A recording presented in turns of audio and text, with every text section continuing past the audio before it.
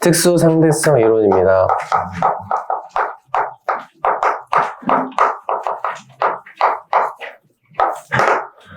우리가 새로운 친구들도 있고 배경 설명부터 좀 할게요.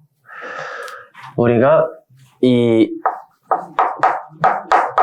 먼저 상대 속도라는 개념을 아셔야 되는데, 혹시 속도라는 말 들어본 적 있어요? 속력 말고. 속도랑 속력의 차이를 아니? 그쵸? 어느 정도 알고 있구나. 친구는? 처음 들어봐. 어쩔 수 새로운 친구들도 있으니까 속력과 속도 잠깐만 비교하고 넘어갈게요. 우리가 둘 다 의미는 똑같아. 어떻게 똑같냐면요, 둘 다 물체의 빠르기를 나타내는 물리량인 거는 의미가 똑같습니다. 그쵸? 근데 둘의 차이점은 뭐냐면, 방금 잘 설명했듯이 방향이 의미에 포함되어 있냐, 포함되어 있지 않냐에 따라서 차이가 있는 겁니다. 이때 방향을 포함하고 있는 물리량은 누구냐면 속도라는 친구예요.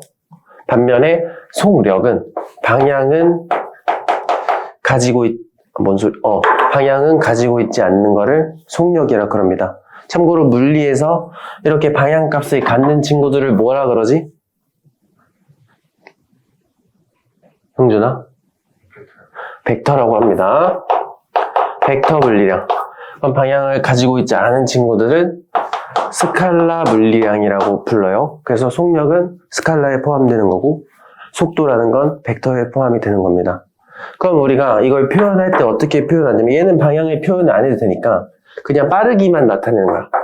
단순히 빠르기만 알려주는 겁니다. 그래서 똑같이 속력이 만약에 3m/s다. 이건 뜻이 뭐예요? 1초마다 3m씩 이동한다는 거죠. 이걸로 빠르게 어떻게 나타내는 거야, 얘들아? 1초마다 3m 가는 게 빨라요? 1초마다 5m 가는 게 빨라요? 5m 가는 놈이 빠르겠지? 그러니까 빠르기만 알려주는 겁니다. 이걸로 방향 알 수 있나? 속력으로는 방향은 모릅니다. 근데 이제 속도는요, 값의 방향까지 포함이 되어 있는 거야. 그래서 똑같이 3m/s. 근데 얘는 이제 앞에 플러스나 마이너스를 붙여요.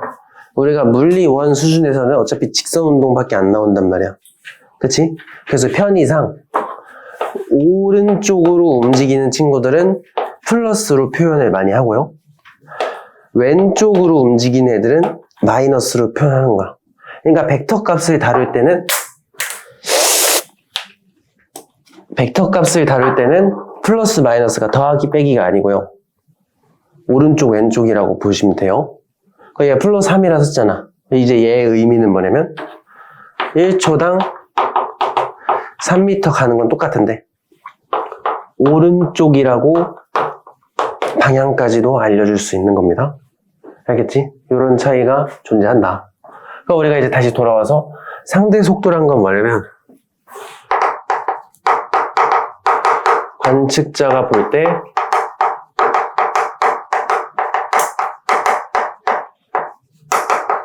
상대방의 속도를 뜻해요. 그러니까 상대방, 이제 나랑 상대방, 이런 애들을 이제 간의 관계를 따질 때 얘기를 하는 거예요.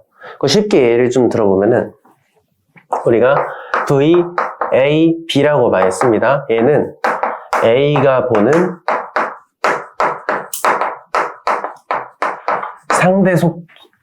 뭔 소리야? A가 보는 B의 속도라는 뜻이에요. 얘를 들어보는 게 나을 거야. 우리가 자동차를 타고 가다가요, 여기 안에 A라는 사람이 있고, 이 반대편 건널목에 나무가 하나 있어요. 여기 나무가 하나 있어. 그럼 내 자동차는 5m/s로 달려요. 그럼 이 A라는 사람이 나무를 보면은 어떻게 보여? 나무가 뒤로 가는 것처럼 보이지 않아? A는 가만히, 자동차에 타고 있는 나는 사실 가만히 있는 거잖아. 차가 움직이는 거지. 내가 볼 때 나무가 왼쪽으로 O로 가는 것처럼 보일 거란 말이에요. 그럼 이거를 상대 속도로 개념을 한번 써보겠습니다.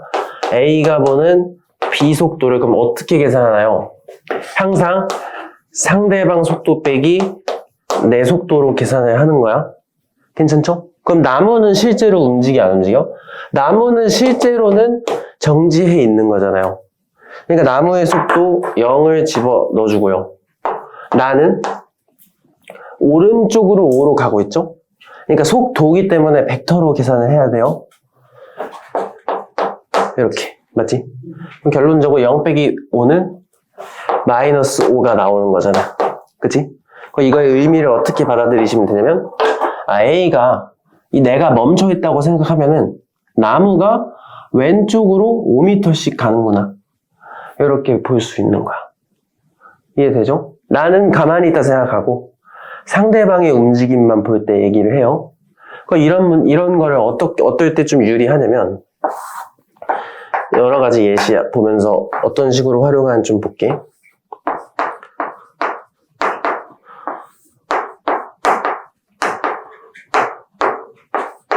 자, 이렇게 해봅시다. 9m 떨어진 지역에서 A는 오른쪽으로 2m 가고요. B는 왼쪽으로 1m씩 가는 거지. 몇 초 뒤에 부딪혀요? 3초 뒤에 부딪힌단 말이야. 어떻게 그렇게 빠르게 계산했죠?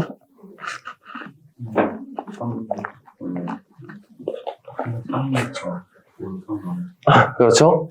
우리가 부딪히는 순간 이렇게 있을 거 아니야. 어디서 이렇게 쾅 하고 부딪힐 거 아니에요. 그치? 이 부딪히는 시간을 내가 t초라고 가정하는 겁니다.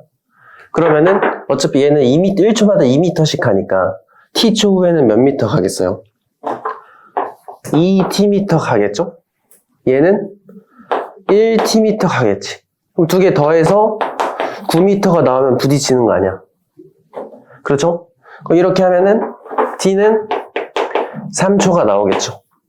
이렇게 계산하면은 상황이 좀 복잡하게 나오면은 되게 할 게 많아요. 근데 이렇게 써보는 거야. 방금 배운 상대 속도라는 개념을 써봅시다. 그러면은 A가 볼 때 B 속도를 한번 계산해보자. 그러면 B 속도 빼기 A 속도로 가면 됩니다. 그럼 얘가 A, 얘가 B야. 그럼 B 속도는 왼쪽으로 1이니까 마이너스 1 써줘야 돼요. 빼기 나는 오른쪽으로 2니까 오른쪽으로 2. 그럼 A가 보는 B 속도는 마이너스 3이 나와버리잖아. 이거의 의미는 뭐다? A가 가만히 있다면 B가 1초마다 3m씩 다가온다. 1초마다 3m씩 오니까 몇 초 걸리겠어? 3초 걸리는 거죠? 이렇게 알 수도 있는 거고. 그럼 거꾸로도 한번 가보자. 그러면 B가 볼 때 A 속도는 어때요? 그러면은 이거는 A 속도 빼기 B 속도로 가면 됩니다. 그럼 A 속도는 오른쪽으로 2잖아. 맞지? 나는 왼쪽으로 1이잖아요. 그럼 결론적으로 플러스 3이 나오죠?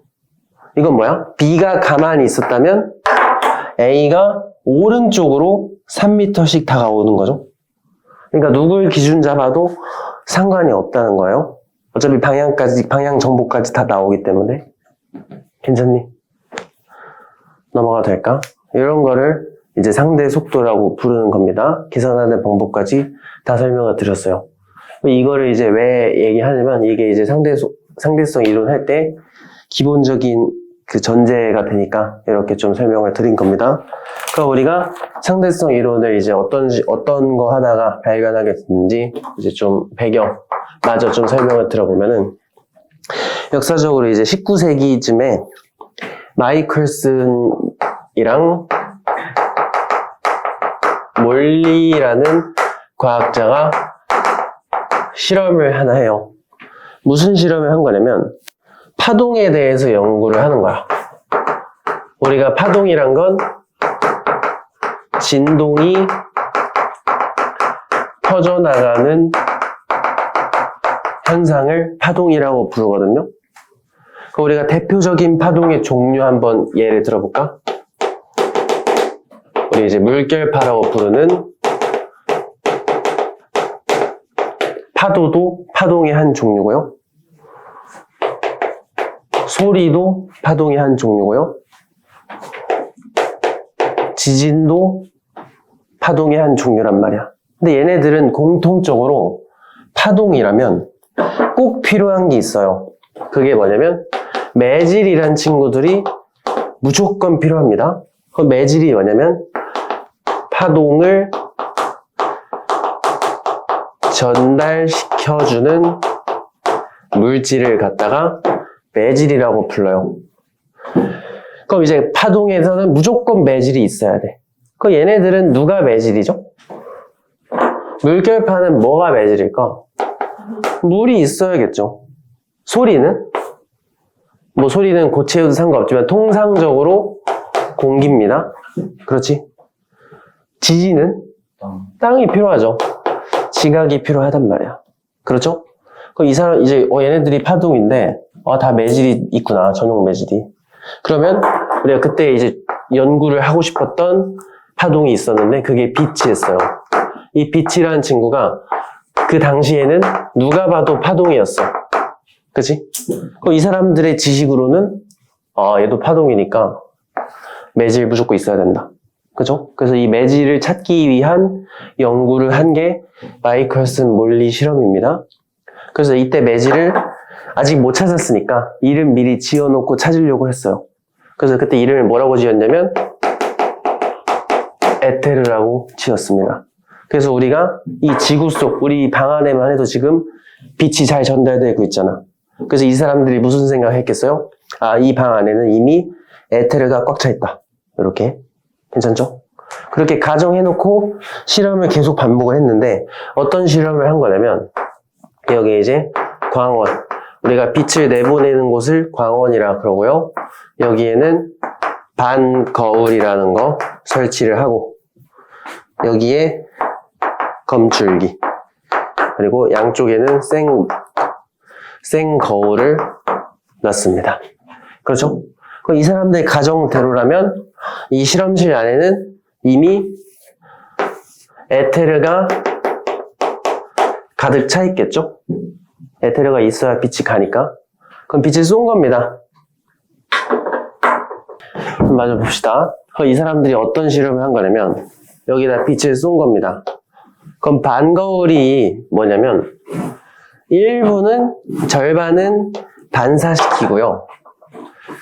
절반은 통과시키는 특수한 거울입니다. 알겠지? 이 빛의 경로가 두 가지 루트로 나눠지는 거예요.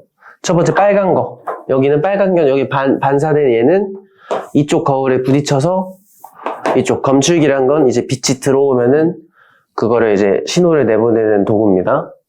빨간 루트 타는 게 하나 있고 얘는 이제 통과했다가 이제 여기서는 이제 반사되게끔 설치를 한 거지. 괜찮죠? 그러면은 2번 루트, 1번 루트가 있는 겁니다. 이 사람들이 뭘 생각한 거냐면 이 에테르라는 바람이 일정하게 분다고 생각을 한 거예요. 우리가 지나갈 때도 마찬가지잖아. 바람이 내 앞으로 세게 불면 내가 빨라져야 느려져요? 느려지고 뒤에서 밀어주면 좀 빨리 걸어지잖아. 그런 것처럼 계속 실험을 반복하면은 2번 루트는 맞바람이 부니까 좀 느려지지 않을까 하는 거지. 그래서 1번 루트와 2번 루트에서 오차가 발생하겠지. 이렇게 예상을 한 겁니다. 2번 루트는 앞에서 밀고 뒤에서 밀어주니까 빨라지고 느려지고 하면서 도착 순서가 달라지지 않을까 한 거죠. 달라졌다면 이 사람들 가정이 맞는 말이잖아. 그치? 그걸 바라고 실험을 한 거예요. 근데 결과는 어땠냐면 항상 동시에 도착을 했습니다. 알겠죠? 그래서 항상 동시 도착이다. 그래서 결론이 뭐였냐면 에테르는 존재하지 않는다. 이렇게 결론이 나고요. 그래서 빛은 유일하게 매질이 필요 없는 파동이 됩니다. 알겠죠? 이게 이 실험의 결론이 되니까 그거를 좀 기억을 해두시면 좋겠습니다. 그러면 관성계라는 말이 나와요. 우리가 원래 이름은 관성 좌표계 이런 말을 사용을 합니다. 그래서 우리가 앞에서 했던 역학이랑 다른 건 뭐냐면 앞으로는 이 관찰자의 상태까지 신경을 써야 된다는 거예요. 그래서 이 중에서도 관성계는 뭐냐면 관찰자가 정지해 있거나 또는 등속 운동하는 좌표계를 관성 좌표계라고 불러요. 그럼 등속 운동이 뭔지는 혹시 다 기억하시죠? 속력이 일정하게 운동하는 친구들을 등속 운동한다고 합니다. 그죠? 속력이 3이면 1초에 3m씩 꾸준하게 가는 거. 이런 상태인 친구들을 관성계 안에 있다고 표현을 해요. 그럼 우리가 예를 좀 들어볼게. 그러니까 이런 거야. 관성계에 따라서 관찰자의 상태에 따라서 똑같은 상자를 관측을 해도 다르게 보일 수가 있다는 거야. 보이는 모습이 달라요. 관찰자의 상태에 따라서. 예를 들면은 A라는 친구는 멈춰 있는 거야. 그럼 얘는 멈춰 있다는 건 속도가 0이면 되는 거죠.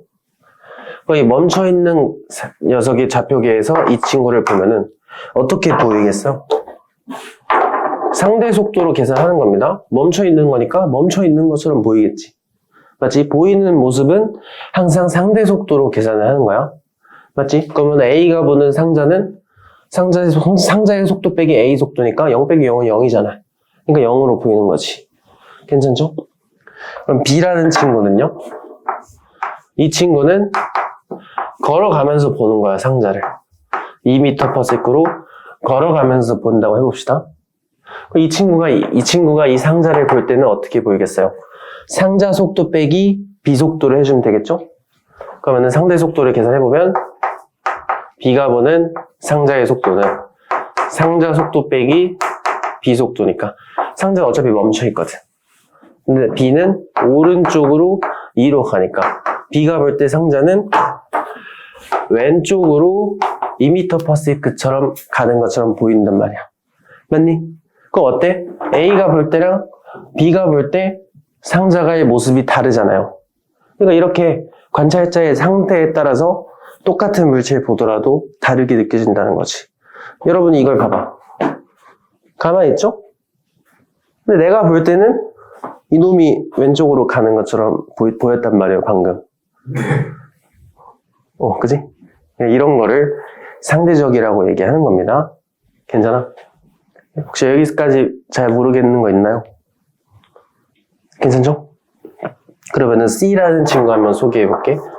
이 C는 가속도 운동을 한다고 쳐봅시다. 여기서 얘는 가속도를 받고 있기 때문에 속도가 어때요? 1초마다 1씩 빨라지면서 가는 거죠. 그지? 그러면은 얘가 볼 때 얘는 어떨까? 얘는 이제 왼쪽으로 가속도를 받는 것처럼 보인단 말이야. 맞니? 이 경우에는 얘는 등속 운동하는 친구야, 아니야? 등속 운동이 아니잖아. 얘는 관성계가 아니에요. 이 친구는 관성 좌표계에 있는 친구가 아닙니다. 그죠? 그러니까 얘는 우리가 오늘 배울 특수 상대성 이론이 적용이 안 되는 친구라고 보면 됩니다. 우리 상대성 이론 앞에 특수라는 말이 붙어 있잖아요. 이 특수하다는 건 특수한 상황에서만 적용이 된다는 소리예요. 그 특수한 상황이 뭐냐면 관성계 안에 있을 때만 적용되는 상대성 이론 해서 특수 상대성 이론이라고 보시면 됩니다. 좀 축소판 같은 거를 배우는 거예요. 이런 거 어디서 배우나요? 일반 상대성 이론이란 게 있어요. 그거는 이제 고등학교에서는 안 배우고 대학교 가면은 합니다. 특정 과에 대해서는. 그러니까 우리는 이런 친구, C 같은 친구들은 다루지 않는다는 거. 일단은 기억을 해두시면 좋겠다. 넘어가도 될까? 그 오른쪽 보시면 이제 특수 상대성 이론의 기본 원리 하면서 가정 2개가 나옵니다.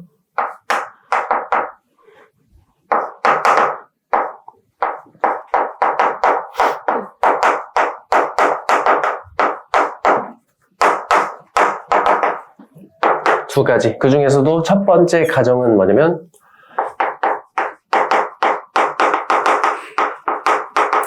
상대성 원리라는 친구예요. 상대성 이론하고 다른 겁니다. 이름 비슷하니까 헷갈리지 않게 조심하세요. 그럼 상대성 원리라는 게 뭐냐면 모든 관성계에서 물리 법칙은 동등하다라는 뜻입니다. 자, 말이 좀 원래 이론대로 가면 말이 좀 어려운데, 뭔 말이냐면, 봐봐. A가 볼 때, 얘는 멈춰 있는 거잖아. 맞지? 근데 얘는 A가 볼 때 가속도는 몇으로 보여요? 우리가 이런 가속도라는 친구는, 이것도 이제 좀 설명을 해야 되는구나. 시간당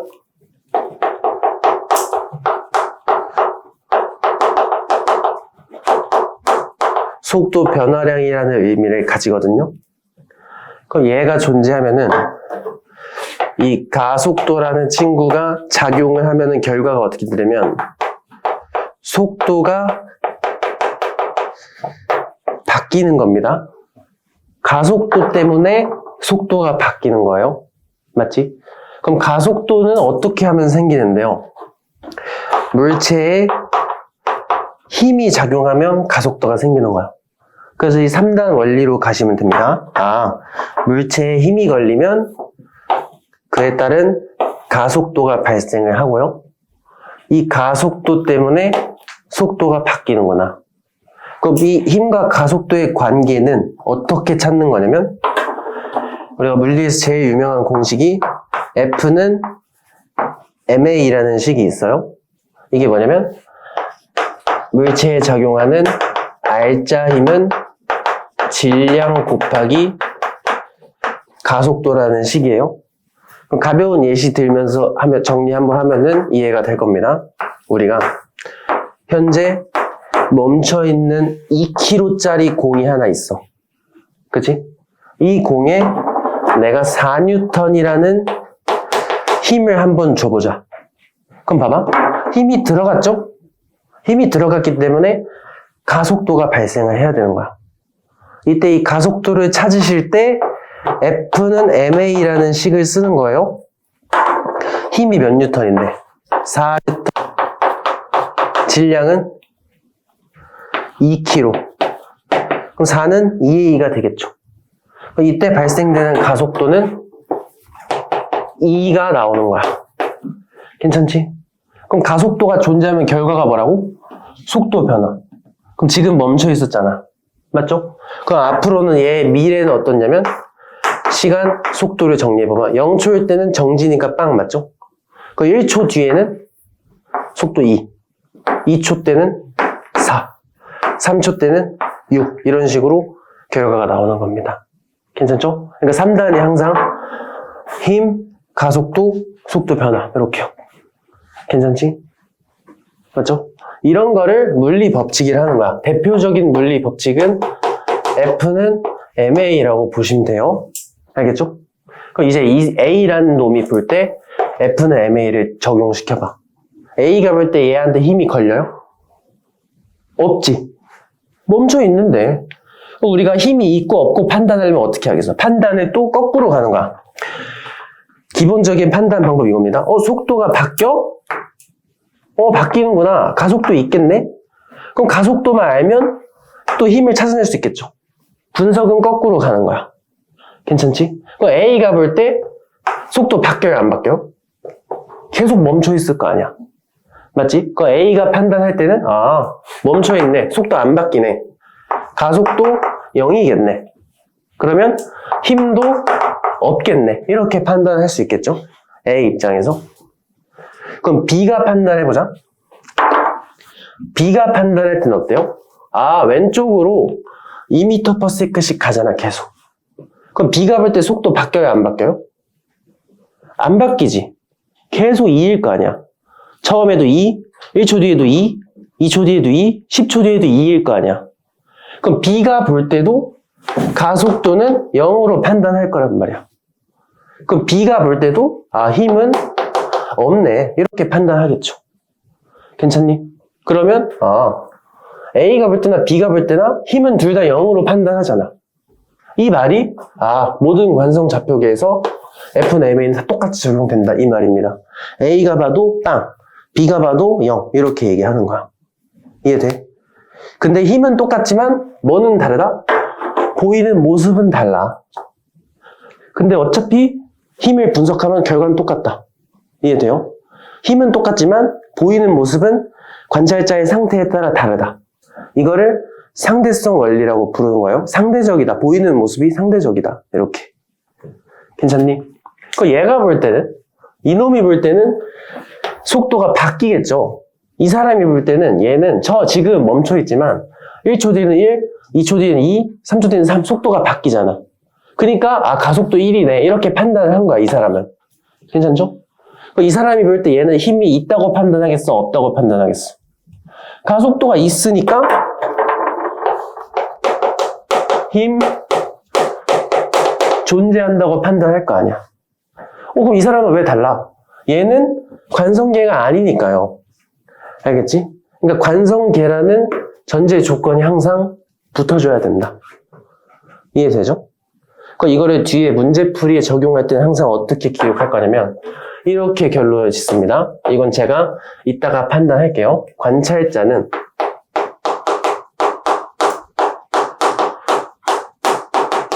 자신의 속도를 알 수 없다.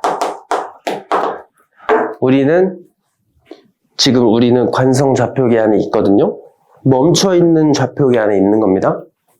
우리는 지금 우리가 움직이는지 가만히 있는지 몰라요. 이게 정상이야. 우리 지금 움직여 안 움직여? 움직이죠. 지금 부산으로 가고 있어.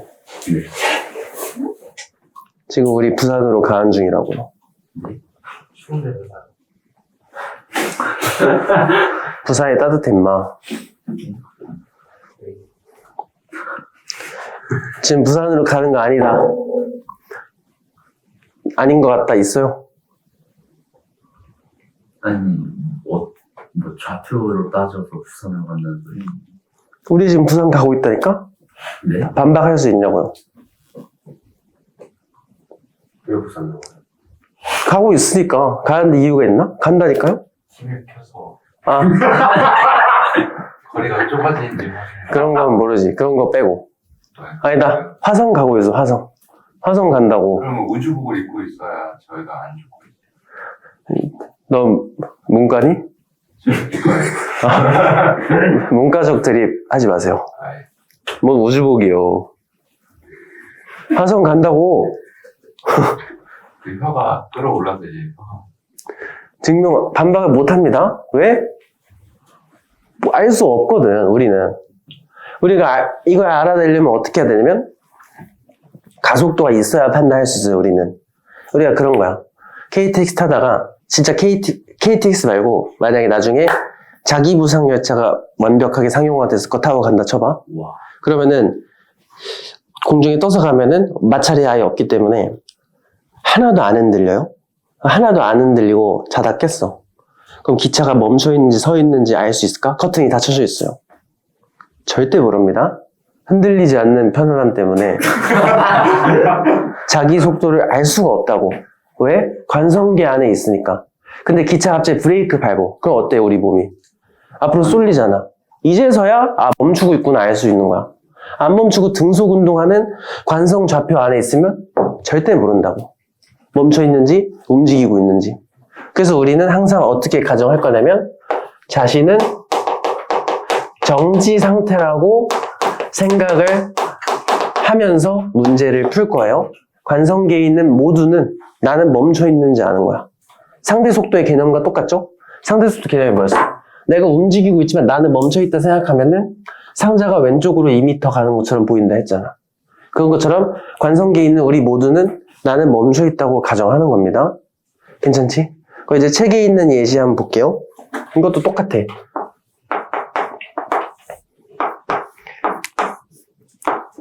이 트럭에서 이렇게 가요. A라는 사람이 이렇게 타고 있고 B는 이거를 구경하고 있어. A랑 B는 같은 관성계인가? A는요, V로 움직이는 관성계, V 관성계에 있는 겁니다. B는 가만히 서 있으니까 정지 관성계에 있는 거야. A와 B는 다른 좌표에 있는 겁니다. 그치? 이 상태에서 A가 여기서 공을 던질 거야. 이렇게 던졌다가 떨어뜨리는 운동을 할 거예요.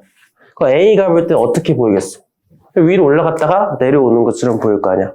그죠? 그럼 내가 A 역할을 담당할게. 여러분이 B를 봐요. 이렇게 가. 어떻게 보였어, 펜이? 여러분은? 똑같이. 여러분은 이렇게 보였을 거야. 맞아? B가 볼 때 여러분은 펜이 이렇게 포물선 운동하는 것처럼 보였을 거예요. 맞아? 나는 주황색처럼 보였어. 알겠지? 왜? 방금 내가 움직이는 동안 나는 다른 좌표에 갔다 왔으니까. 알겠지? 그건 뭐야? 보이는 모습은 상대적이다. 그치? 근데 힘은 어때요? 내 손에서 공이 떠나는 순간 이 공한테는 힘이 뭐만 있어요? 중력 하나밖에 없잖아. 그치? 이거는 내가 봐도 중력 하나밖에 없고 여러분이 봤을 때도 중력 하나밖에 없습니다. 그러니까 물리법칙 F1MA는 똑같이 적용되는데 보이는 모습은 다르다. 이게 결론입니다. 질문 있니? 두 번째 가정입니다. 광소 불변의 원리. 자, 이거는요, 우리가 진공 중의 빛의 속력은 항상 일정합니다. 진공 안에 있는 빛의 속력은 어떠한 경우에도 절대 바뀌지가 않아요. 혹시 진공일 때였어요. 예, 진공 안에서만. 알겠죠? 진공이 아니면 빛의 속력은 느려집니다. 이건 뒤에 파동 파트 가면 좀 더 자세하게 달러 볼 거예요. 일단 우리가 진공 상태에서만 다룰 겁니다. 그래서 뒤에 이거 한번 두 번째로 보는 친구들은 알겠지만 문제 풀면 항상 우주선 얘기 나오잖아. 우주가 대부분이 진공이죠. 90% 이상이 진공이기 때문에 그렇게 얘기를 하는 겁니다. 그럼 빛의 속력이 몇인지 혹시 아시나요? B가 3시간 30년. 빛의 속력을 보통 C라고 많이 씁니다. 그래서 앞으로 그냥 C 쓰면 빛의 속력 말하는 거구나. 이렇게 기억해 두시면 좋아요. 빛의 속력은 1초마다 30만 km/s가 됩니다. 이거를 m/s로 고치고 싶으시면 3 곱하기 10의 8제곱 m/s라고도 써요. 똑같은 뜻입니다. 알겠지? 이거를 C라고 쓰는 거야. 이걸 왜 그럼 빛의 속력은 무조건 똑같아요. 상대 속도랑 관련이 없어요. 왜냐면 빛은 현재 이 우주에서 밝혀진 물질 중에 가장 빠르기 때문이야. 빛보다 빠른 친구가 존재하지 않으니까 빛은 누가 봐도 30만 km예요. 그럼 한번 봐봐. 우리가 KTX를 타. KTX가 이제 시속 300km로 달려. 이거를 멈춰있는 놈이 봐요. 정지 관성계에 있는 사람이 봐. 이 빛의 속도에서 이 기차 안에 있는 기관사가 여기다 총을 쏘는 거야. 그 총알이 기관사 입장에서 시속 20으로 날아간다 해봅시다. 그럼 이 사람이 볼 때 이 총알은 어떻게 보이겠어요? 320. 320으로 보이겠죠? 맞지? 근데 기관사가 레이저 총을 쏘는 거야. 그래서 레이저를 쏴요. C로. 그럼 이거는 이 레이저는 이 사람이 볼 때 어떻게 보일까? C 플러스 300? 아니죠. 그냥 무조건 C라는 겁니다. 빛은 상대 속도에 영향을 안 받는다는 거예요. 왜일까? 너무 빨라. 너무 빨라서. 이 시속 300, 우리 입장에서는 빠르지만 빛 입장에서는 뭐겠어? 좋아. 그렇지. 야, 속도라는 건 상대적이에요. 봐봐. 우리가 볼 때는 빨라, 이거는. 이 30만 킬로미터는 얼마나 빠른 거예요? 1초에 지구를 약 7바퀴 정도 도는 속도란 말이야. 그럼 빛 입장에서 이 기차는 뭐야? 이렇게 가다, 뭐야, 이 새끼 하면서 이렇게 지나간단 말이야. 그러고도 거의 이제, 너무 빠르니까. 상대 속도예요. 그거면 느리지 않을까요? 아닙니다. 아니지, 너무 빠르니까. 우리가 볼 때 그거야. 달팽이. 야, 벌써부터. 속도가 바뀌어봤자 엄청 미미하게. 빛의 속도 입장이면은 99.99%만큼밖에 안 변하는 거예요. 비율로 따지면. 의미가 없다는 거죠. 그러니까 빛의 속도는 절대 안 바뀐다는 겁니다. 이해되니? 그럼 이거는 항상 무조건이야? 그럼 이런 게 우리가 상대 속도 따질 때 이렇게 보고. 빛의 속도로 달리는 두 가지 공이 있어요. 가정을 해볼게. 그러면 이거 A고 B야. 그러면은 이때 A가 보는 B 속도는 몇일까? C. 이것도 C예요? 이 C가 아니에요? 이렇게 하는 거 아니야? 아, 왼쪽으로 상대방 속도 빼기 내 속도니까 마이너스 C 플러스 아니지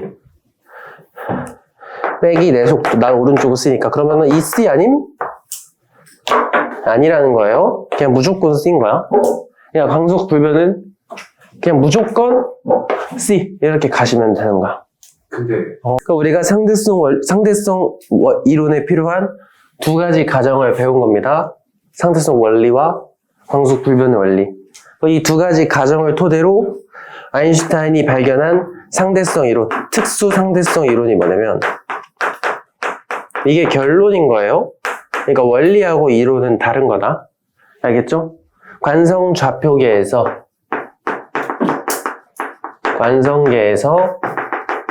관찰자에 따라 우리가 그동안 절대적이라고 생각했던 시간, 길이, 질량 등이 상대적이다라는 이론을 상대성 이론이라고 불러요. 시간은 누구에게나 공평하다 했잖아. 공평하지 않아요, 사실. 상대적입니다. 알겠지? 그러니까 지금까지 틀을 깨버리는 이런 내용을 얘기합니다. 특수 상대성 이론은 이제 관련된 현상인데요.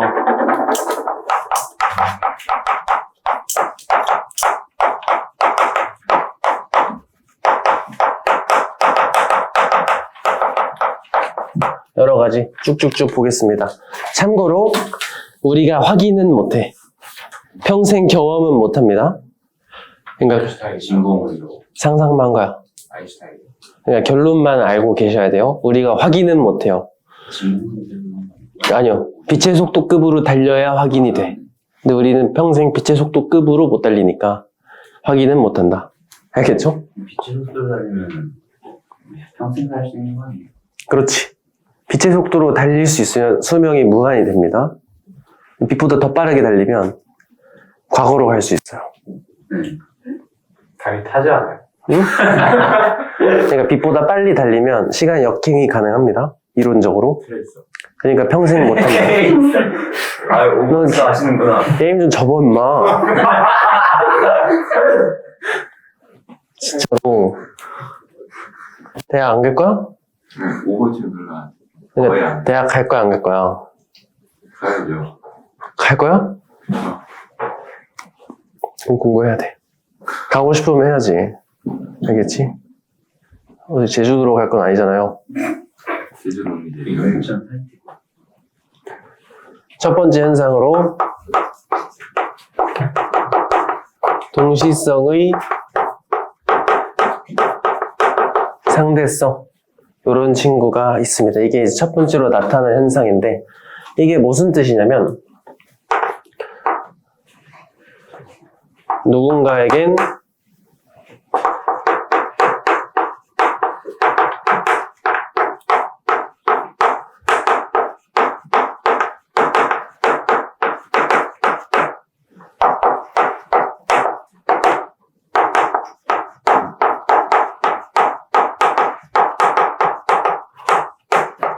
누군가한텐 동시에 일어난 일도 다른 사람, 다른 좌표기에 있는 친구가 볼 때는 동시에 일어난 일이 아닐 수도 있어요. 알겠죠? 동시가 상대적이다. 한번 봅시다. 예를 들어보는 게 가장 이해가 빠를 겁니다. 우리가 빛의 속도급으로 달리는 우주선이 하나 있어요. 0.8c로 달리는 우주선이 있다 해봅시다. 빛의 속도에 근접하게 달리는 거죠. 빛의 속도로는 못 달려. 알겠지? 빛보다 빠를 순 없어요. 우주선입니다. 우주선. 이 우주선 안에 이제 사람이 한 명 탄 거야. 이 사람이 타가지고 어떤 사건을 관찰할 거냐면 여기서 이제 전구를 하나 설치하고요. 그럼 전구에서 빛이 날아가는 거를 보는 거예요. 맞지? 여기서도 광속은 불변입니다. 전구에 나오는 빛도 광속이니까 빛의 속도는 c겠죠? 이 우주선의 거리가 딱 가운데에 있었다고 쳐봐요. 전구가 딱 가운데 있었던 거야. 그러면은 이 양쪽에 검출기를 이렇게 달아놓은 거야. 검출기를. 검출기 C와 D를 달아놓은 겁니다. 그러면은 이 A라는 사람이 볼 때는 이 A는 현재 어디 관성계에 있냐면 0.8C 관성계에 있죠. 0.8C 관성계에 있는 A가 볼 때는 이 빛을 두 개를 나눠보자. A 빛 1번 빛, 2번 빛 봅시다. 출발은 누가 먼저 해? 동시에 나오겠지. 어떻게 따로 나와? 그쵸? 양방향으로 쏜 건데. 동시에 출발을 한 거고요. 거리가 똑같아. 근데 빛의 속력은 불변이잖아. 그럼 우리가 이 공식을 알고 계셔야 됩니다. 속력 곱하기 시간은 거리. 이거는 들어본 적 있죠? 수학 시간에도 나오지 않나 이거는? 네, 고속시. 그치? 그러면 봐봐.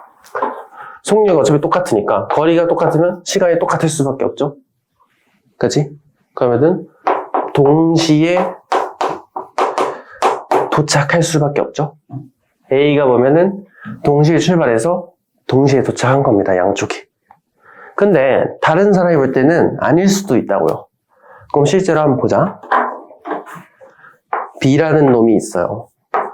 얘는 정지좌표계에 있는 사람입니다. 그럼 이 B라는 친구가 볼 때는 어떤지 한번 봅시다. 여기서는 얘는 정지 관성계에 있는 친구입니다. 괜찮죠? 그럼 봐봐. 여기서도 중요한 게 있는데 한 장소의 동시성은 절대적입니다. 그러니까 같은 장소에서 벌어진 일은 누가 A가 봤을 때 동시면 누가 봐도 동시야. 이게 뭔 말이냐면 이 전구에서 빛을 양쪽으로 쏜 거잖아. 이게 다를 수는 없다는 거예요. 같은 장소에서 일어난 일은 누가 봐도 동시다. 맞죠? 그럼 여기서는 출발한 사건은 같은 장소에서 일어난 거잖아. 전구라는 같은 지점에서 동시에 출발한 거잖아. 이거는 누가 봐도 동시다. 한 장소이기 때문에 누가 봐도 동시니까 이거는 B가 봐도 무조건 동시에 출발할 수밖에 없다는 뜻이에요. 괜찮니? 근데 도착은 말이 달라요. 도착은요 다른 장소잖아. 그럼 이거는 이제 다를 수가 있다는 겁니다. 그럼 봐봐. B 입장에서는 출발한 곳과 도착한 곳이 우주선의 위치가 달라야 돼요. 왜? 우주선이 움직이잖아. A가 볼 때는 우주선이 움직이는지 안 움직이는지 모르죠? 관성계 안에 있으니까. 근데 B가 보면 우주선 움직이잖아. 그치? 그래서 B가 봤을 때는 전구에서 빛이 출발할 때랑 도착할 때쯤이면 우주선 자체가 이쪽으로 가야 돼. 맞죠? 그럼 봐봐. 우리가 어차피 빛의 속력은 너무 빠르니까 판단을 할 수가 없어요. 그래서 거리를 활용해서 시간을 판단을 할 거예요.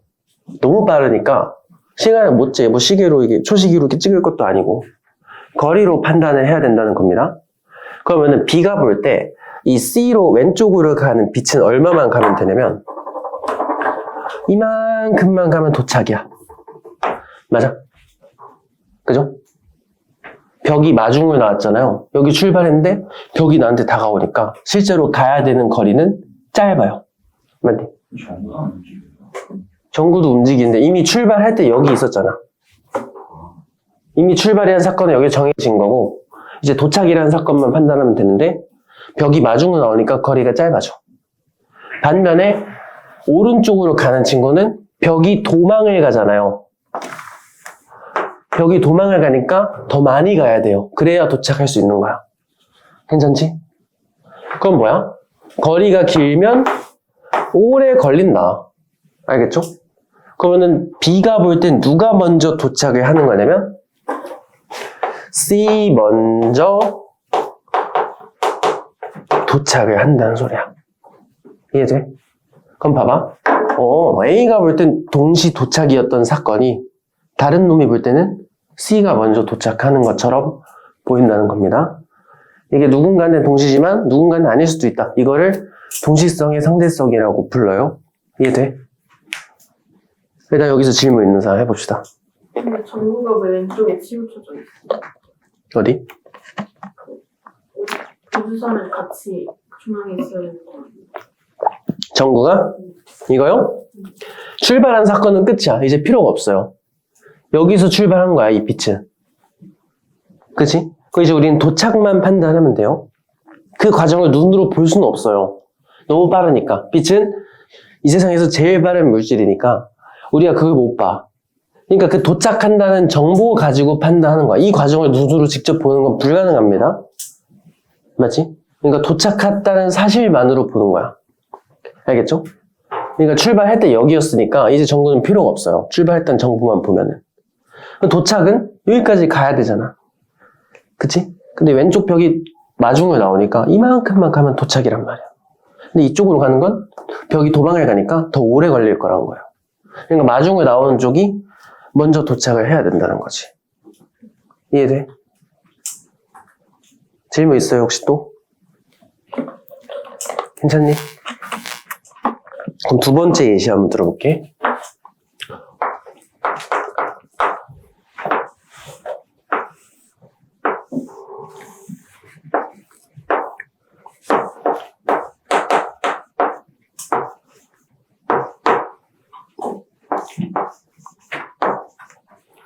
자, 똑같이 0.8C 안에 있는 우주선에서 이번에는 양쪽에서 전구를 쏴보자.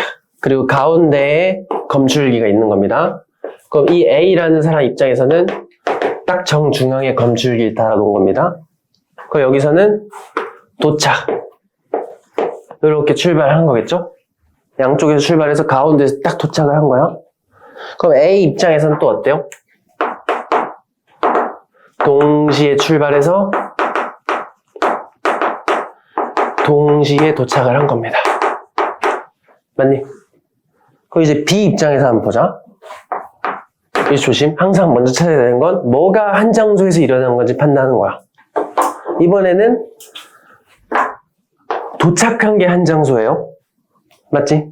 그래서 한 장소의 동시성. 똑같은 장소는 도착이니까 이번에는 B가 봐도 도착을 동시에 한 거야. 괜찮니? 그럼 출발은 다른 장소잖아요. 맞죠? 이쪽 벽이 이쪽 벽은 다른 장소잖아. 이거는 상대적일 수 있다는 거야, 이제. 그거 이제 판단을 해볼게요. 그럼 B 입장에서 이때 딱 도착을 한 거잖아. 맞지? 그럼 출발했을 때는 우주선은 왼쪽에 있어야 돼, 오른쪽에 있어야 돼? 왼쪽에 있어야 되죠. 출발했던 거는 과거잖아. 이때보다. 출발했을 당시에는 우주선은 왼쪽에 있었어야 됩니다. 맞지? 그럼 도착이라는 사건 여기서 이미 픽스야. 여기서 끝이에요. 맞죠?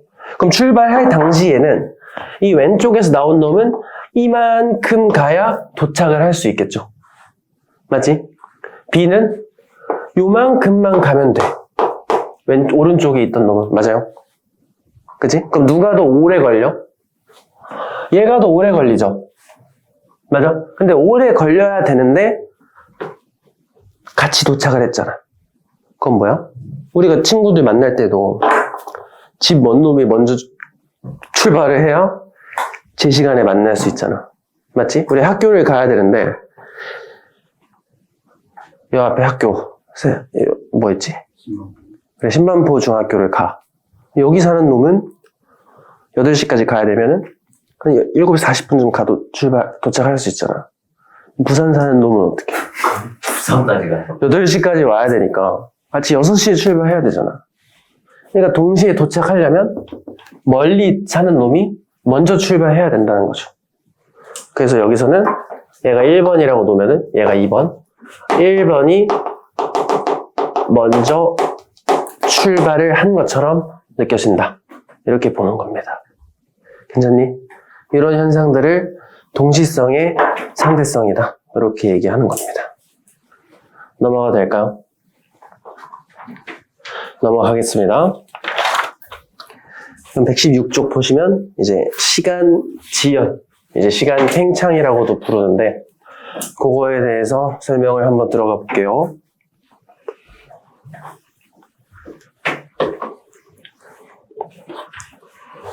두 번째 현상은 시간 팽창입니다. 관찰자가 볼 때 다른 관찰자의 시간은 느리게 가는 것처럼 보이는 현상을 시간 팽창이라고 그럽니다. 시간이 느리게 가는 거야. 시간이 팽창한다는 건 시간이 느리게 간다는 거랑 똑같아요. 그럼 우리가 한번 또 시간을 한번 판단해 볼게요. 근데 여러분, 우리가 시계를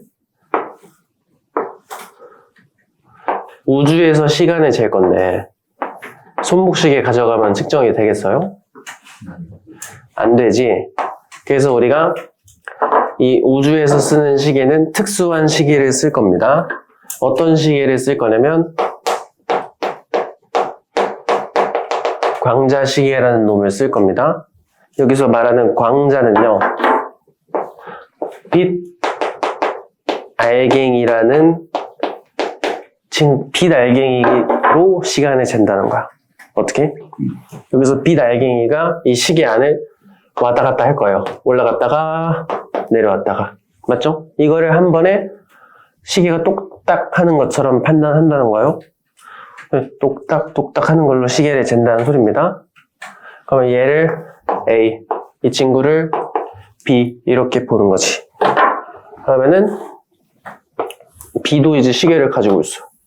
이렇게 똑딱 하는 거죠. 맞지? 거의 이 시계의 높이를 L이라고 가정을 하면은 이 B가 볼 때 자기 시계를 딱 보면은 한 번 똑딱거리는데 시간이 얼마나 걸릴까? B가 자기 시계를 보는 거를 TB라고 놓으면은 이거는 왔다 갔다 해야 되니까 최종적으로 EL만큼 왔다 갔다 해야 되겠죠? 뭘로? 빛의 속력으로. 맞지? 속도, 시간 곱하기 거리를 쓴 겁니다. 거리를 속력으로 나누면 시간을 알 수 있죠? 그러니까 왕복으로 따져야 되니까 EL이란 거리를 빛의 속도 C로 나누면 측정이 되겠지. 맞죠? 그 A가 지시계 볼 때는 어때요? 이거를 DA라고 두면은 이것도 똑같아. 여기 거리도 같은 시계니까 거리는 L이겠죠? 이것도 왕복이니까 EL은 C다. 이렇게 가는 거야. 괜찮지? 그럼 여기서 제일 중요한 게 뭐냐면 고유 시간을 찾는 거예요. 이 고유 시간이 뭔데? 관찰자가 볼 때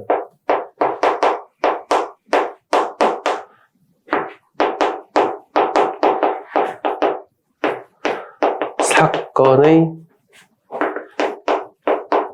시작과 끝이 같은 장소인 것으로 측정하는 사람이 측정한 시간을 고유 시간이라고 불러요. 그러니까 이렇게 쓰면 좀 말이 이상하네. 그냥 책에 있는 걸로 볼게요. 관측자가 볼 때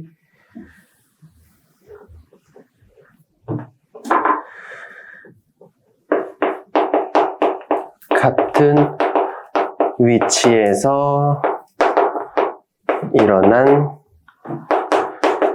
두 사건의 시간 간격을 고유시간이라는 말이 되게 어려운데 그냥 시작과 끝이 같은 장소인 게 고유시간인 거야. 그럼 봐봐. A가 볼 때 지시계는 어때요? 시작, 끝. 장소가 같아요, 달라요? 같잖아. 제자리로 똑딱거린 거니까. 그러면 A가 본 지시계는 고유시간이 되는 거야. 맞지? 그럼 B가 볼 때 지시계는? B의 우주선은 실제로 움직이고 있지만 B는 지가 멈춰있는 줄 알잖아. 모든 관성계 자기는 멈춰있는 줄 아니까. 그러면은 시작, 끝. B가 볼 때도 지시계는 똑같으니까 이것도 고유인 거야. 알겠죠? 그러니까 자기가 지시계 보는 게 고유 시간이에요. 맞지? 근데 상대방 시계를 볼 땐 좀 달라요.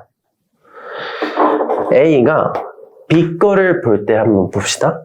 그 A가 B 시계를 볼 때는 이거를 T, A 프라임이라고 놓을게. 그럼 이건 어때요? 우주선이 A가 볼 때 우주선이 움직이잖아. 그렇죠? 그럼 이제 어떻게 보이나 한번 봐봐요.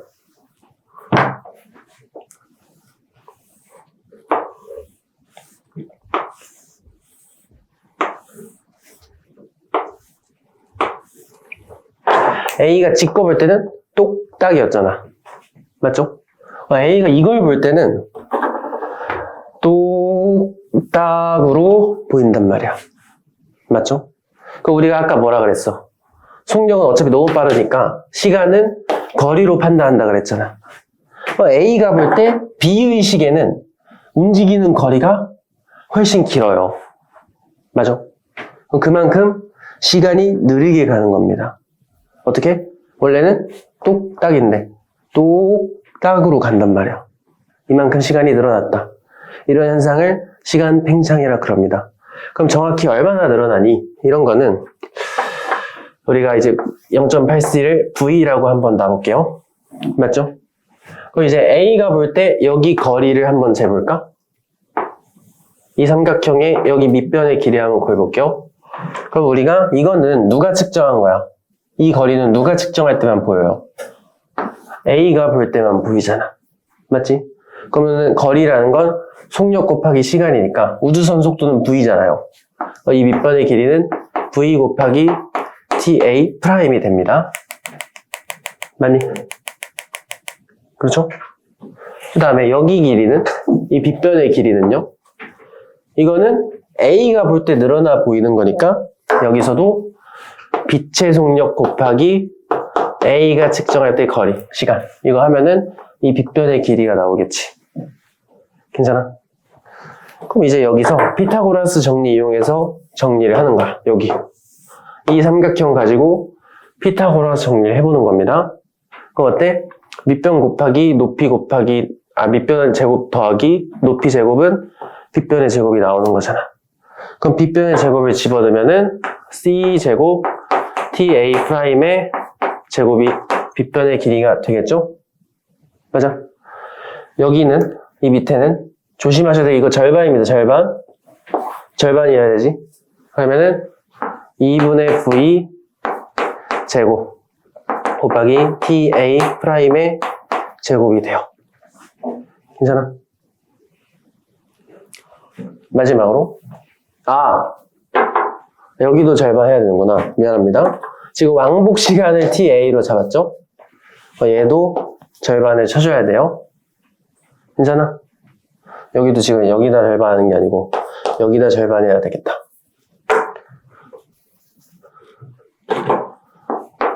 맞지?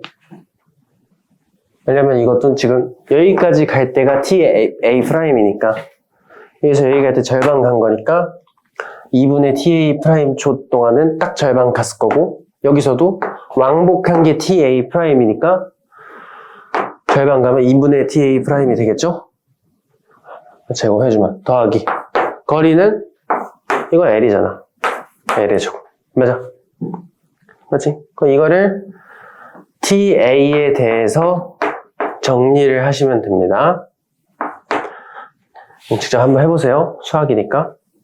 이걸 정리하면은 결과가 어떻게 나오냐면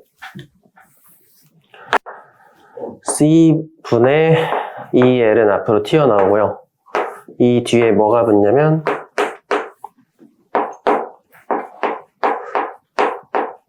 이런 숫자가 붙어요. 됐지? 이걸 그냥 TA에 대해서 정리만 한 겁니다. 제곱을 풀어서 루트가 생긴 거예요. 알겠죠? 수학적으로 한번 정리해 보시면 돼요. 이만큼 근데 이거 뭐야? C분의 1. 어디서 많이 본 숫자 아니야? 이거 아니야, 이거? 고유 시간이었잖아요. 맞지? 그래서, 이 시간이 팽창된 거. T'은 팽창 시간이잖아. 이 팽창 시간은 B가 측정한 고유 시간에 이 뒤에 붙는 이만큼을 곱한 만큼 늘어나는 건데, 이때 이 식을 우리는 로렌츠 인자라고 불러요. 알겠죠? 근데 이제 물리원에서 이거를 계산을 시키진 않아요. 근데 특정 학교에서는 시켜요. 세학원은 시켜요. 알겠지? 네. 서울고도 시킬 수도 있겠다. 거기도 과학 좀 많이 봐가지고. 어쨌든 우리는 일단은 선행 단계니까 그냥 알아만 보시면 이 로렌츠 인자가요. 자주 나오는 숫자가 있어요. 속도가 우주선 속도가 0.8c일 때 있잖아. 그럼 이 식에다 이 부위에다가 0.8c를 집어넣으면은 이 로렌츠 인자 값이 정확하게 3분의 5가 나오거든요. 그러니까 숫자가 예뻐지니까 0.8c가 좀 자주 나와요, 숫자로. 알겠지? 그럼 이게 뭔 말이냐면 우리가 고유 시간이 B가 측정할 때 B가 볼 때 지시기가 똑딱거리는 게 3초 걸렸다고 가정해 봅시다. 그럼 A가 볼 때는 A가 보는 팽창된 시간으로는 5초 걸렸다는 뜻이야. 그래서 수식적으로 여기 다시 고유 시간이 3초 걸렸어. 그럼 우주선 속도가 3분의 0.8c면은 로렌츠 인자가 3분의 5가 나오니까 팽창된 시간은 5초가 나온다는 뜻입니다.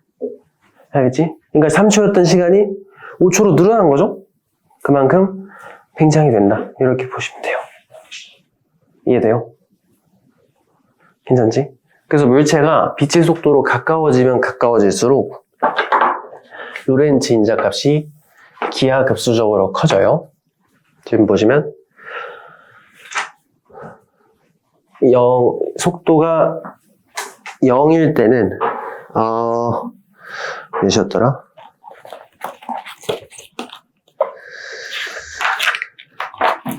갑자기 기억이 안 난다.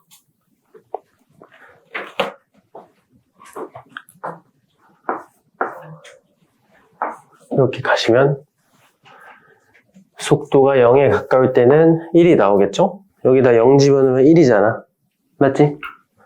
그럼 1에 가깝다가 속도가 무한대에 가까워질수록 속도가 무한대가 아니고 빛의 속도에 가까워질수록 로렌츠 인자는 무한대가 됩니다.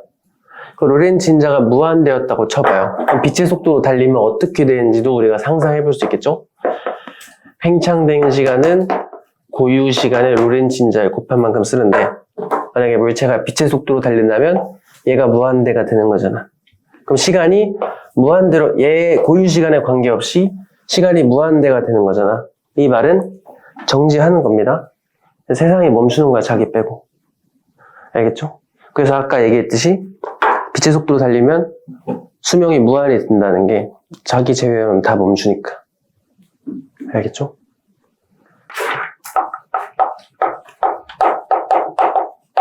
길이 수축. 자, 길이 수축은 뭐냐면 아까 길이도 상대적이라 그랬잖아요. 시간은 늘어났었죠? 길이도 관찰자의 상태에 따라서 다르게 보인단 말이야. 길이의 경우는 수축을 합니다. 알겠죠?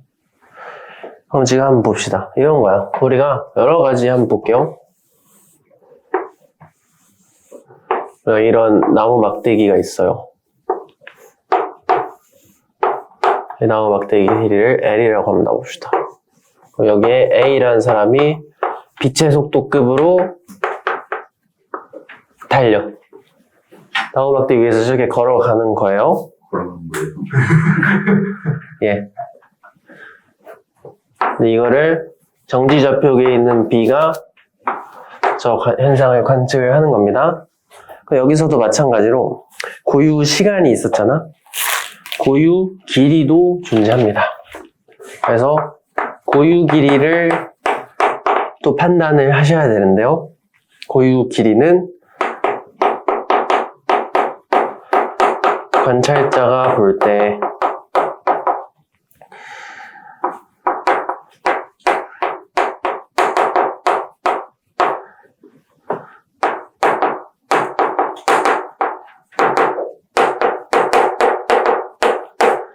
정지 상태에 있는 물체의 길이가 고유 길이에요.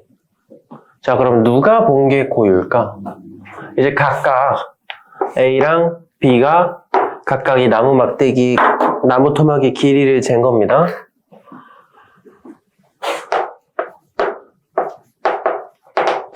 자, 누가 고유일까? A.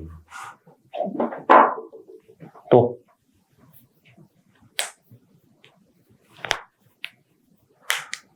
일단 정답은요, B가 본 게 고유예요.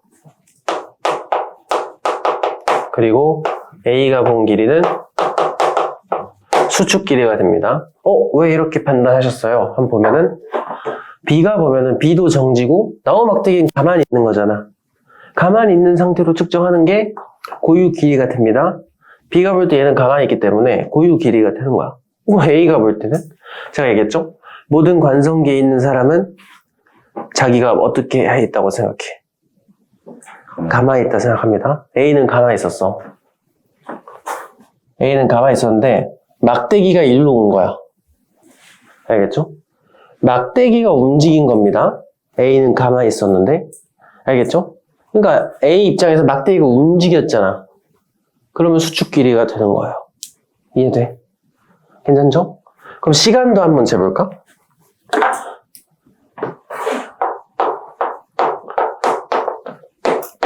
A가 잰 시간이랑 B가 잰 시간, 어떤 사건 잴 건데 A가 출발, 도착하는 사건에 대해서 측정한 시간은 누가 고유일까?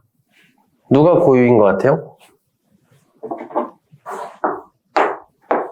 이거는 A가 잰 게 고유고 B가 잰 시간은 팽창 시간이어야 돼요. 왜 그런지 한번 봐봐. 우리가 고유 시간 어떻게 재는 거였어? 시작과 끝이 같은 장소인 게 고유잖아. 그럼 B가 봤을 때는 시작, 끝, 다른 장소예요. 근데 A가 쟀을 때는 A는 지는 가만히 있었는데 나무 막대기가 온 거라고. 그렇죠? 그러면은 시작, 끝이 같은 장소잖아. 그렇죠? 이러면 A가 잰 게 고유 시간, B가 잰 건 팽창 시간. 길이는 B가 잰 게 고유 시간, A가 잰 건 수축 길이가 되는 겁니다. 괜찮니? 그럼 우리가 체크해 봅시다. 그럼 우리가 각각 적용을 시켜볼 거예요. 항상 속력 곱하기 시간은 거리, 이거를 사용을 하는 거예요. 그럼 봐봐, 속력은 V라는 속력으로 움직이는 거잖아. 괜찮죠? 그러면 A가 잰 거면 A가 측정한 값만 사용을 해야 돼요. A가 잰 시간을 곱하면 A가 측정한 거리가 나오는 거고요. B가 측정한 속력은 불변이, 광속에 가까운 건 다 속도는 안 바뀌니까 B가 쟀을 때도 속도는 0.8c가 돼야 됩니다. 여기서는 B가 측정한 시간을 곱하면 B가 측정한 거리가 나오는 거야. 알겠니? 그럼 이거를 나눠보자. 이렇게 나눠볼게요. 알겠죠? 이걸 나누면 V는 날아가죠? 맞지?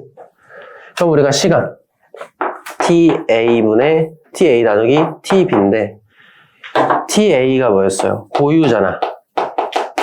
이거는 팽창이고요. 그럼 우리가 아까 방금 전에 전 시간에 배우길 팽창 시간은 고유 시간에 로렌츠 인자 곱한 거라고 했었죠?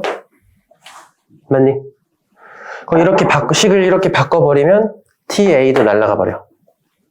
그렇지? 그러면 식을 다시 정리를 해보면은 결국 이 TB분의 TA는 로렌츠 인자분의 1이 되죠? 그치? 이게 LB분의 LA가 되잖아. 그럼 LB를 곱해버리면 결론. 로렌츠 인자분의 1 곱하기 LB는, 여기서 LB는 뭐였죠? B가 측정한 건 고유 길이야.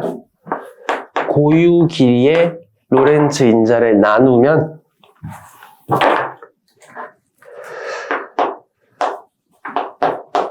수축 길이가 나오는 겁니다. 맞지? 그럼 우리 아까 로렌츠 인자에 0.8C를 집어넣으면 3분의 5가 나오는 거였잖아. 그럼 역수 취하면 5분의 3이 되겠죠? 이만큼 줄어든다는 소리예요. 그럼 B가 측정한 이 나무 도막의 길이가 5m였다면 A가 측정했을 때는 3m로 측정이 된다는 거지. 이만큼 줄어드는 것처럼 측정이 된다. 이 말을 하는 겁니다. 이해돼? 이렇게 체크하는 거예요. 괜찮니? 당연히 속도가 빠르면 빠를수록 더 많이 감소를 하겠죠? 로렌츠 인자는 클수록 무한대에 가까워지잖아. 그럼 빛의 속도로 달리면 로렌츠 인자의 역수는 무한대분의 1이잖아요. 0이지 0. 맞지?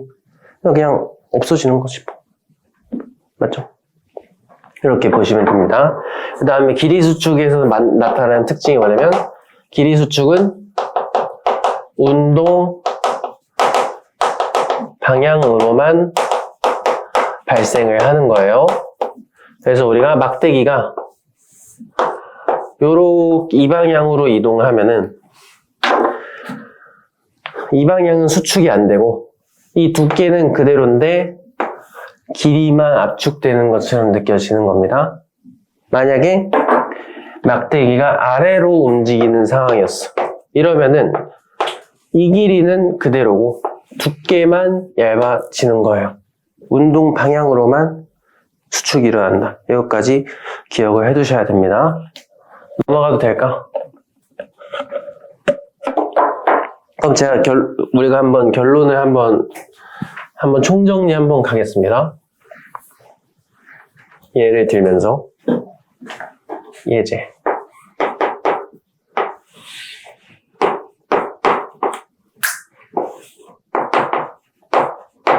지구에서 화성까지 한번 가보자. 여기 길이가 8광년이라 해볼게요. 광년은 뭘 뜻하는 물질이 아니에요? 시간. 길이입니다. 길이. 우리가 1광년 뜻이 뭐야? 빛의 속도로 1년 이동한 거리를 1광년이라고 표현을 해요. 그냥 지구랑 화성이랑 8광년 거예요. 아니요, 예시 든 거야. 내가 화성을 좋아해가지고. 역시 어? 일론 머스크 조심해. 테슬라. 화성 말고 딴 걸로 합시다. 목성.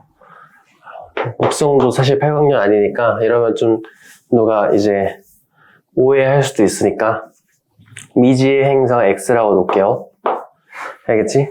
갑자기 이제 목성이라 했다가 너가 유튜브에 테러하면 어떡해. 목성 8광년 아닌데요? 하면은 방구석 물리킹들 다 와가지고 댓글 단다고. 그러면 저 좌표 찍히면 좋대요. 알겠죠? 그러니까 조심합시다. 미지의 행성 X까지 8광년이라고 합시다. 이제 여기 우주선 타고 가는 거야. 0.8C 이렇게 떨어진 거를 이제 A라는 사람이 이렇게 보는 거고요.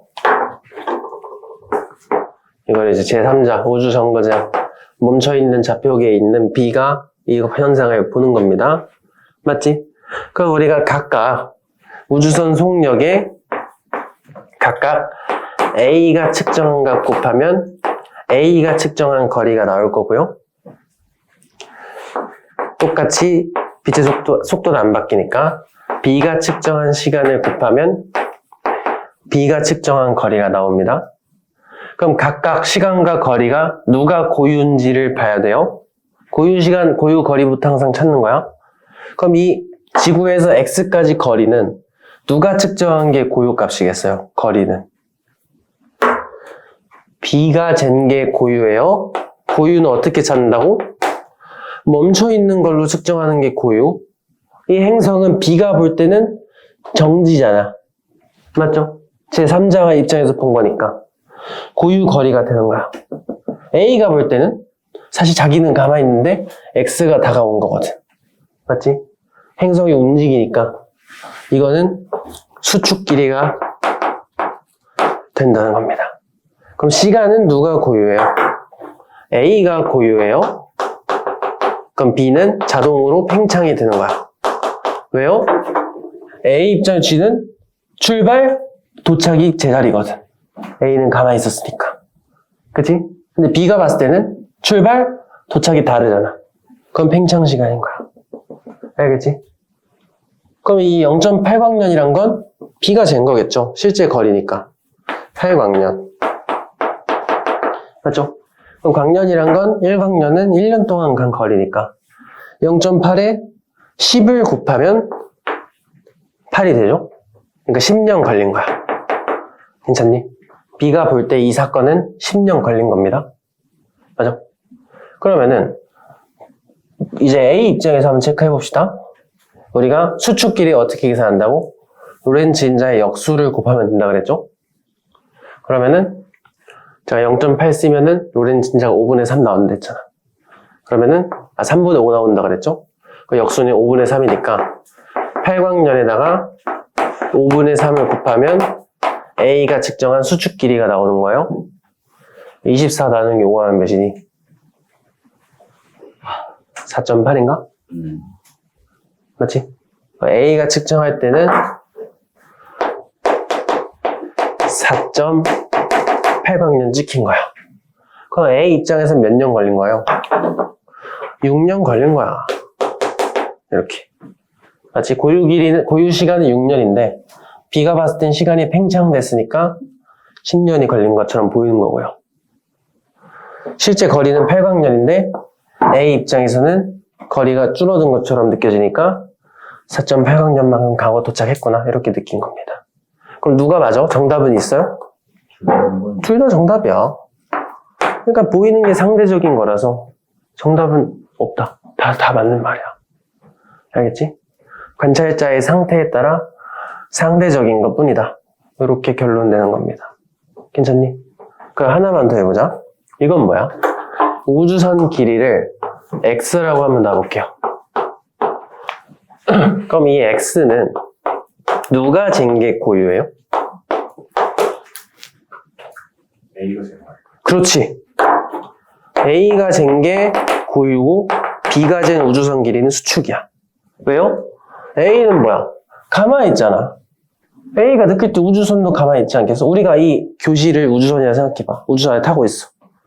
멈춰 있잖아요, 지금. 그치? 고유 길이가 됩니다. 근데 B가 잰 우주선은 움직이잖아요.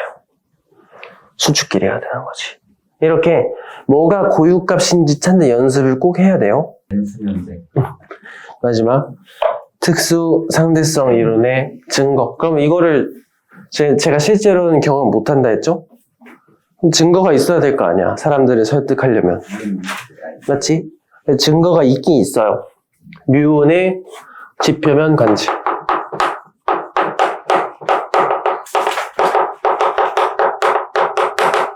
자, 이 뮤온이란 건 이제 기본 입자 중에 하나인데요. 그런 거는 지구과학 시간에 나오고요. 언제 생기는 거냐면 태양에서 지구로 태양에서 나오는 입자들이 대기와 충돌하면서 대기와 충돌을 할 때 여기에 이 뮤온이라는 입자가 생성이 됩니다. 그죠? 근데 이 뮤온이라는 녀석은 재밌는 점은 속도가요 0.994스야. 그러니까 빛의 속도에 거의 맞먹는 굉장히 빠른 속도를 가지고 있습니다. 근데 수명이 짧아요. 수명이 100만 분의 2초 살고 죽어요. 조성이네요. 그러니까 생성되자마자 소멸을 하는 겁니다. 수명이 굉장히 짧죠. 그러면 이론상 이 정도 속도를 갖고 있어도 이 정도 속도로 가면은 이거 두 개를 곱하면 살아생전 움직일 수 있는 거리가 나오겠죠? 그럼 두 개 곱해서 살아생전 움직일 수 있는 거리가 약 600m 밖에 안 돼. 굉장히 빠르지만 너무 빨리 죽으니까 얼마 못 가고 죽는 거야. 맞지? 그럼 이론상 여기서 생성된 뮤온이 600m 가고 죽으면은 절대로 지표면에 도착을 못하지. 바닥에 닿기 전에 죽는 건데. 근데 실제로 바닥에 도착을 해요. 바닥에서 뮤온의 흔적이 발견이 된단 말이야. 지표면에서. 얘가 뒤지면 어떻게 되는 그냥 이제 기능을 정지하는 거죠. 기능이 있어야지. 있겠지. 알겠습니다. 지표면에서 관측이 돼. 도착을 했다는 거잖아. 그래서 근데 도저히 이론적으로 도착을 못 하는데 도착을 한단 말이야. 그래서 우리가 여기에 상대성 이론을 덮이니까 적용시켜보니까 설명이 너무 깔끔하게 되더라. 그럼 한번 적용을 시켜볼게. 어디 아프니? 괜찮아? 돌려. 오케이. 그럼 봐봐. 우리가 뮤온이 이렇게 바닥까지 도착하는 사건 가지고 판단을 좀 해볼게요. 그럼 우리가 지표면 관측, 지표면 입장에 따져볼게. 이거는 정지 관성계 입장에서 보겠다는 겁니다. 맞죠? 그럼 우리가 사람 입장에서는 뮤온의 생성과 소멸이 같은 장소예요? 다른 장소예요? 다른 장소지? 맞죠? 그래서 지표면 사람 입장에서는 뮤온의 수명이 이 시간이 팽창되는 거야. 그죠? 그러니까 우리 입장에서는 뮤온의 수명이 늘어나니까 그 늘어난 수명으로는 충분히 도착할 수 있다. 이렇게 가는 겁니다. 뭐 이런 거는 외우실 필요는 없는데 이 뮤온의 속도 가지고 로렌츠 인자 계산하면은 이 속도가 0.994c가 딱 정해져 있는 값은 아니고요. 약간의 오차는 있습니다. 그죠? 이것보다 좀 빠를 때도 있고 이것보다 좀 느릴 때도 있단 말이야. 맞지? 그러면은 근데 이렇게 속도가 빠를수록 오차가 되게 심해요. 빛의 속도에 가까울수록 그 곡선이 이제 이 라인에 있다 보니까 속도가 진짜 조금 바뀌어도 편차가 되게 심하단 말이야. 그래서 약 10에서 40 정도 갑니다. 최소 10배, 최소 40배, 최대 40배 수명이 늘어나는 겁니다. 알겠죠? 그 늘어난 40배 늘어난 수명으로는 도착하고도 남는단 말이야. 그래서 우리가 지표면 관측자 입장에서는 도착을 할 수 있는 것처럼 관측이 돼요. 이해돼? 그럼 뮤온 입장에서는요, 이것도 봐야지. 이 거리. 이 사람 입장에서는 수명은 팽창되는 거고요. 이 상공에서부터 지표면까지 거리는 고유 길이가 되겠죠? 맞지? 그 다음, 그럼 뮤온 입장에서 한번 봐보자. 뮤온 입장에서는 뮤온은 가만히 있어. 생성, 소멸. 제자리입니다, 얘는. 바닥이 지한테 올라오는 거야, 뮤온 입장에서는. 맞지? 그럼 뮤온 입장에서는 뮤온의 수명은 고유 시간이 되고요. 이 지표면에서 자기까지 거리는 수축 길이가 되는 거지. 맞죠? 그럼 뮤온 입장에서 이 거리가 최대 40배까지 줄어드는 거잖아. 그치? 그러면 그 짧은 수명으로도 도착한다는 거죠. 확 줄어들었으니까. 이해돼? 그러니까 이제 상대성 이론을 첨가하니까 설명이 잘 되잖아. 그래서 이거를 상대성 이론의 증거로서 활용을 하는 겁니다.